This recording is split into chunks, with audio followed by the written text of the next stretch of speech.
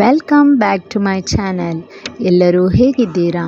ನಾನು ಇವತ್ತು ನಿಮಗೆ ಒಂದು ಒಳ್ಳೆ ಕಾಲ್ಪನಿಕ ಕತೆ ಹೇಳಲು ಹೊರಟಿದ್ದೇನೆ.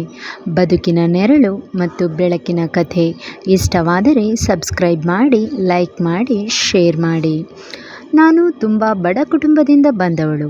ನಮ್ಮ ಮನೆ ಗೋಡೆಗಳಿಗಿಂತಲೂ ನಮ್ಮ ಬದುಕಿನ ಕಷ್ಟಗಳೇ ಹೆಚ್ಚು ಬಿರುಕು ಬಿಟ್ಟಿದ್ದವು. ದಿನದ ಅನ್ನಕ್ಕಾಗಿ ಅಮ್ಮನ ಕಣ್ಣುಗಳಲ್ಲಿ ಕಾಳಜಿ, ಅಪ್ಪನ ಕೈಗಳಲ್ಲಿ ದನಿವು ಇವೆರಡೂ ನನ್ನ ಬಾಲ್ಯದ ಪಾಠ ಪುಸ್ತಕಗಳಿದ್ದವು.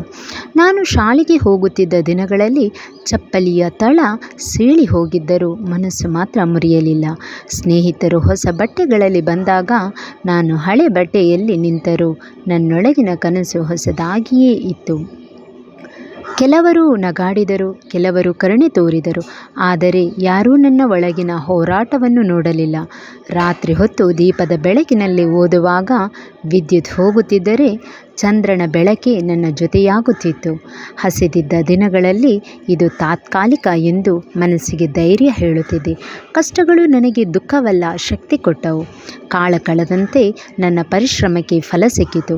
ನಾನು ಗೆದ್ದದ್ದು ಹಣವನ್ನಲ್ಲ, ಆತ್ಮವಿಶ್ವಾಸವನ್ನು.